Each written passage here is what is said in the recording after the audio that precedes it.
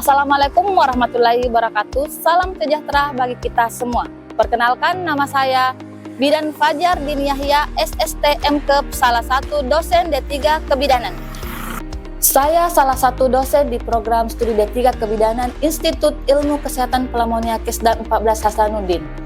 Bidang ilmu yang saya tekuni adalah kebidanan. Pada kesempatan kali ini saya akan menyampaikan pernyataan diri dosen dalam unjuk kerja Tridharma Perguruan Tinggi PDD UKT PT, khususnya di bidang pengajaran pada mata kuliah pengantar asuhan kebidanan. Mata kuliah pengantar asuhan kebidanan memiliki bobot 5 SKS, terdiri dari 3 SKS teori dan 2 SKS praktek.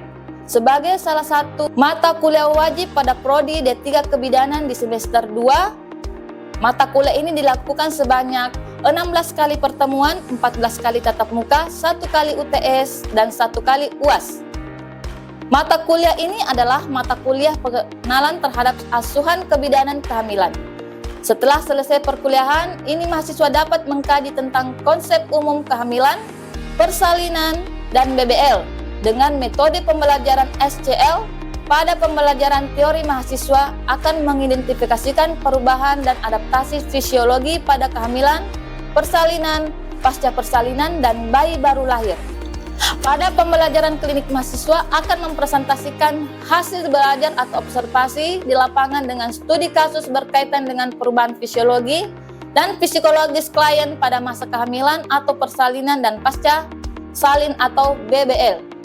Tujuan mata kuliah ini adalah memberikan kemampuan kepada mahasiswa untuk memberikan asuhan kebidanan pada kehamilan dengan pendekatan manajemen kebidanan didasari konsep sikap, keterampilan, serta hasil evidence-based.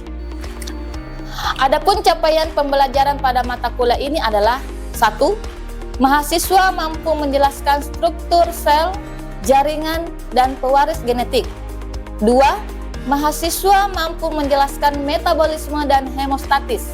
Ketiga, mahasiswa mampu menjelaskan sistem reproduksi wanita. 4. Mahasiswa mampu menjelaskan konsep kehamilan. 5. Mahasiswa mampu menjelaskan konsep persalinan. 6. Mahasiswa mampu menjelaskan tentang konsep nipas dan menyusui. 7. Mahasiswa mampu menjelaskan tentang masa klimakterium. 8. Mahasiswa mampu menjelaskan tentang konsep pertumbuhan dan perkembangan anak. Metode pembelajaran yang digunakan dalam capaian pembelajaran dengan menggunakan DIA atau Delivery Interaction and Assessment. Delivery merupakan upaya yang dilakukan untuk membantu CPL tercapai melalui bahan kajian dengan menyiapkan bahan ajar berupa presentase yang bersumber dari buku ajar, buku referensi, modul ajar, dan jurnal terkait pembelajaran guna mendukung proses pembelajaran baik di kelas maupun mahasiswa mampu belajar mandiri.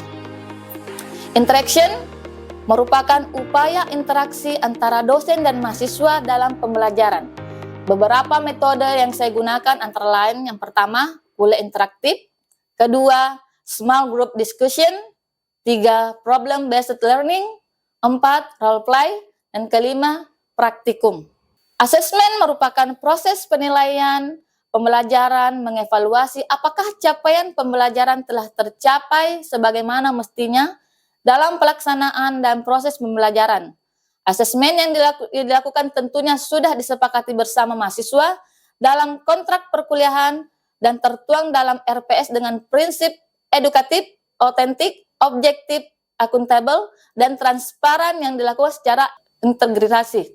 Adapun bentuk asesmen dalam mata kuliah pengantar asuhan kebidanan terdiri dari 1. UTS 25%, UAS 30%, tugas atau kuis 35%, kehadiran 10%. Besar persentase dalam bentuk penilaian ini telah disepakati bersama mahasiswa pada saat kontrak perkuliahan pada tatap muka yang pertama. Baiklah, demikian informasi umum dari mata kuliah pengantar asuhan kebidanan. Selanjutnya saya akan melakukan salah satu bentuk pengajaran tatap muka di dalam kelas pada pertemuan ke-10. Berikut videonya. Assalamualaikum warahmatullahi wabarakatuh.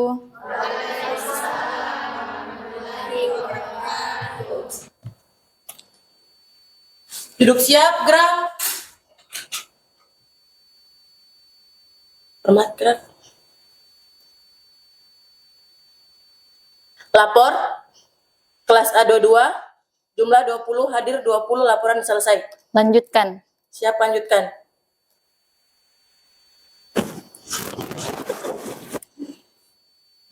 Bisa di tempat, gerak.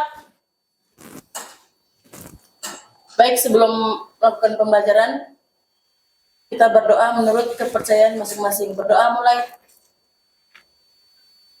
Berdoa selesai. Baik, Assalamualaikum warahmatullahi wabarakatuh. Semangat pagi. Pagi, luar biasa, tetap semangat. Baik adik-adik sekalian, tanpa saya tanya apakah kalian sehat atau semangat, sudah kelihatan dari semangat pagi kalian. Baik, kita lanjut ya pembelajaran kita yang minggu lalu tentang pemeriksaan urin dan reduksi. Jadi sebelum saya mulai perkuliahan kita hari ini atau mata kuliah kita hari ini, mungkin ada beberapa mahasiswa yang bisa mereview kembali pembelajaran kita yang minggu lalu tentang pemeriksaan urin dan reduksi. Ada yang bisa mereview kembali, apakah mungkin sampai penjelasan itu dari yang minggu lalu atau tidak? Silahkan yang di depan sini, silahkan. Baik, perkenalkan nama saya Arianti. Di sini saya akan menjelaskan pengertian urin itu sendiri, yaitu cairan limbah yang dihasilkan oleh ginjal sebagai hasil dari proses penyaringan darah. Jadi urin ini berfungsi untuk membuat zat-zat sisa metabolisme, racun, dan kelebihan air serta garam dalam tubuh. Oke, beri aplaus dulu untuk temannya. Selanjutnya silahkan duduk. Selanjutnya ada lagi yang bisa menambahkan. Silahkan. Baik, terima kasih. Perkenalkan nama saya Tera Lestari. Di sini saya akan mereview kembali tentang pentingnya pemeriksaan urin. Nah, pemeriksaan urin pada ibu hamil itu sangat penting untuk memantau kesehatan ibu dan juga janin, serta mengidentifikasi potensi masalah. Dengan demikian, ibu hamil dapat menerima perawatan yang tepat dan juga mengurangi risiko komplikasi pada kehamilan. Oke, beri aplaus untuk temannya. Jadi terkait dengan pembelajaran kita minggu lalu sama yang sekarang ini itu terkait ya, di mana itu pemeriksaan penunjang itu sangat penting untuk ibu hamil. Di mana kemarin itu kan sudah dipelajari tentang pemeriksaan urin dan reduksi. Jadi untuk hari ini kita akan mempelajari tentang pemeriksaan hemoglobin atau HB. Baik, sebelum saya mulai pembelajaran hari ini, saya mungkin bisa absen dulu ya, sebelum kita mulai pembelajarannya. Jadi silakan disiapkan handphonenya, karena absen kita barcode. Baik adik-adik sekalian, sebelum kita mulai pembelajaran hari ini, kita absen dulu ya, jadi silahkan di barcode absennya.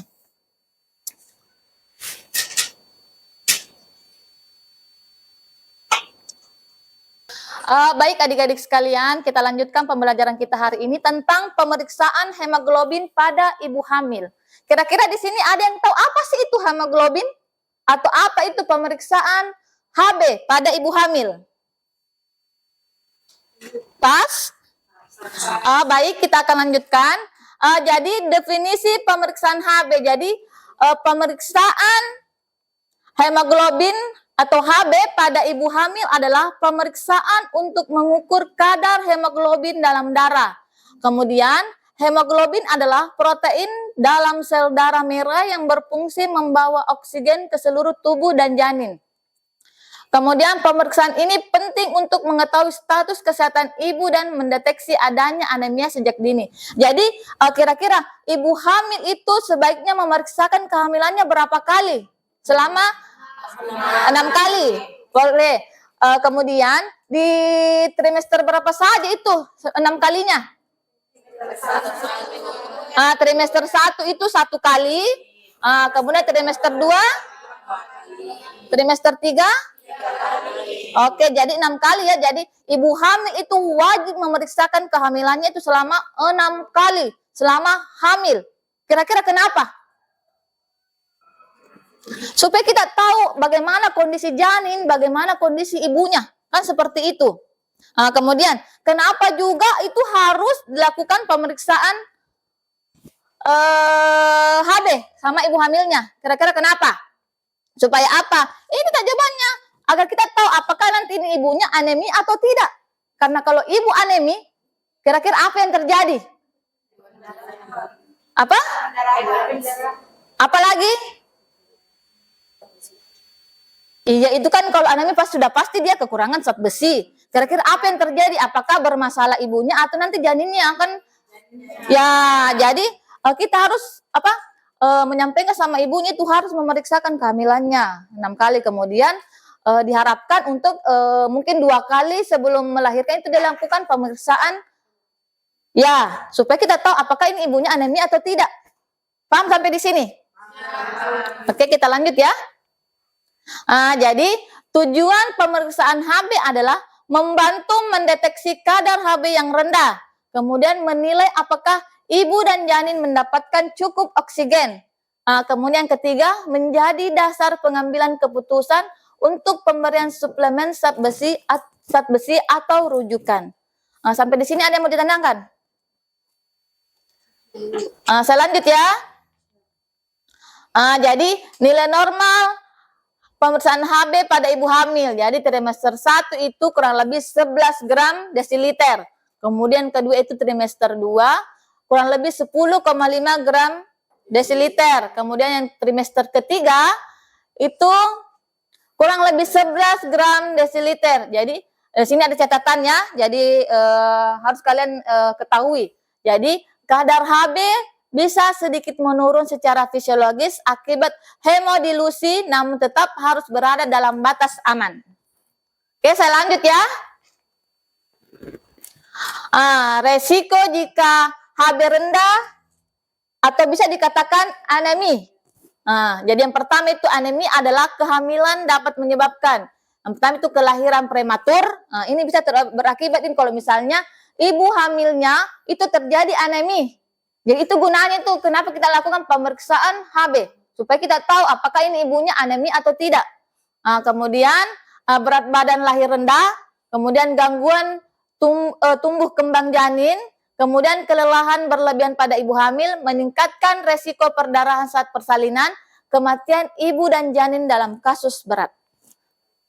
Selanjut ya. Di sini ada beberapa tanda dan gejala anemi pada ibu hamil. Yang pertama itu, ini tanda-tandanya. Nah, kalau misalnya kamu dapat atau kamu melakukan pemeriksaan sama ibu hamil, atau mungkin kamu nanti yang hamil, kamu bisa lihat ini tanda-tandanya seperti ini. Kalau kamu rasa diri kamu itu kekurangan darah atau bisa terjadi anemi. Jadi yang pertama itu wajah pucat. Yang kedua itu pusing atau sakit kepala. Yang ketiga mudah lelah. Kemudian yang keempat napas pendek saat aktivitas ringan. Detak jantung cepat dan sulit berkonsentrasi. Kalaupun juga kita tidak hamil, bagaimana kamu rasa itu kalau misalnya kamu kekurangan darah? Kira-kira, apakah kamu fokus atau tidak? Ya. Pasti kamu lemas atau tidak? Ya. Jadi itu semua tanda-tanda. Apalagi kamu kelihatan pucat, kan seperti itu. Paham sampai di sini? Ya. Oke, kita lanjut lagi ya. Penyebab anemia pada ibu hamil. Yang pertama itu kurangnya asupan zat besi dari makanan. Kedua, kehamilan berulang dengan jarak terlalu dekat. Yang ketiga, kehilangan darah saat hamil atau saat persalinan sebelumnya. Yang keempat, kondisi medis seperti thalassemia atau infeksi cacing. Yang kelima, tidak rutin mengkonsumsi tablet tambah darah. Jadi kan ada penyebabnya. Sekarang kita akan belajar tentang pencegahan anemia pada ibu hamil. Yang pertama itu konsumsi makanan tinggi zat besi, hati, daging merah, bayam, kacang-kacangan.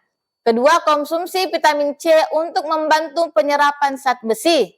Yang ketiga, hindari minuman teh atau kopi saat makan karena menghambat penyerapan zat besi. Yang keempat, rutin meminum tablet tambah darah sesuai dengan anjuran. Yang kelima, melakukan pemeriksaan HB secara berkala di fasilitas kesehatan. Jadi ini ada beberapa pencegahan yang bisa kita lakukan kalau misalnya kita merasa darah kita kurang atau anemi. Paham sampai di sini? Siap. Oke, saya lanjut ya. Sudah tadi akibatnya penyebab, kemudian ada pengobatan anemia pada ibu hamil. Jadi yang pertama itu anemia ringan, pemberian suplemen zat besi dan edukasi gizi.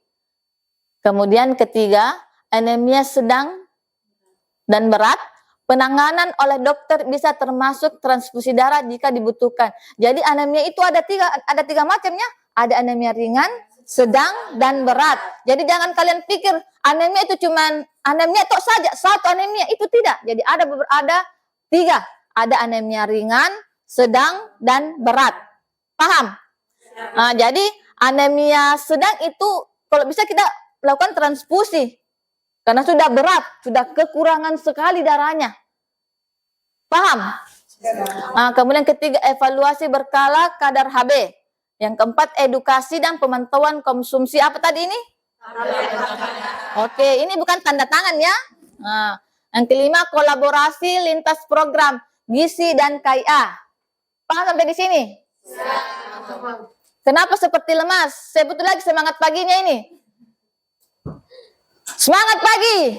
Pagi, luar biasa, tetap semangat. Ya, harus selalu semangat nih, apalagi ini masih pagi-pagi. Jangan mengantuk. Oke, kita lanjut. Kesimpulan, ini slide terakhir, pasti kalian sudah bahagia ini. Jadi kesimpulannya di sini, pemeriksaan HB penting untuk mendeteksi dan mencegah anemia pada ibu hamil. Kemudian nilai normal HB bervariasi tergantung trimester dan perlu dipantau secara berkala. Yang ketiga, anemia dapat dicegah dan diatasi dengan edukasi gizi, suplemen zat besi, dan pengawasan rutin. Kemudian terakhir, peran bidan dan tenaga kesehatan sangat penting dalam edukasi dan pemantauan status HB selama kehamilan. Jadi peran ini sebagai bidan itu sangat penting ya. Karena kalau kamu sebagai bidan tidak berupaya atau tidak memberikan edukasi kepada ibu hamilnya, bagaimana ibu hamilnya mau pergi memeriksakan kehamilannya? Kan seperti itu. Paham sampai di sini? Oke. Di sini apakah ada yang ingin bertanya terkait materi kita hari ini tentang pemeriksaan HB? Silakan, mungkin kalau ada yang ingin bertanya silahkan. Siapa tadi itu dia? Silakan. Terima kasih, izin bertanya Ibu. Ya, silahkan. Saya Isaban. Pertanyaan saya, bagaimana cara meningkatkan HB pada ibu hamil? Oke, jadi pertanyaan yang sangat bagus ya. Bagaimana cara meningkatkan hemoglobin atau HB pada ibu hamil yang sudah kekurangan? Kira-kira ada yang mau bantu saya menjawab? Kan tadi sudah dijelaskan. Kira-kira apa yang perlu dikonsumsi ini ibunya kalau misalnya ini ibunya kekurangan? Ya, yang pertama itu konsumsi suplemen zat besi. Oke. Kemudian makan makanan yang kaya akan zat besi. Kemudian pengawasan kesehatan yang teratur. Jadi kesehatan itu ibu hamil juga tergantung dan untuk pencegahan anemia. Jadi kita ibu hamil itu memang betul-betul harus menjaga pola makan, pola kebersihan. Paham? Oke. Paham, Dek? Oke. Ada lagi yang mau ditanyakan? Silakan. Terima kasih. Izin memperkenalkan diri, Bu. Ya. Perkenalkan, nama saya Salusan Fadila. Di sini saya ingin mengajukan pertanyaan. Izin Ibu, apa itu hemodulusi yang Ibu jelaskan tadi? Oh, hemodulus ya. Kayaknya di ini.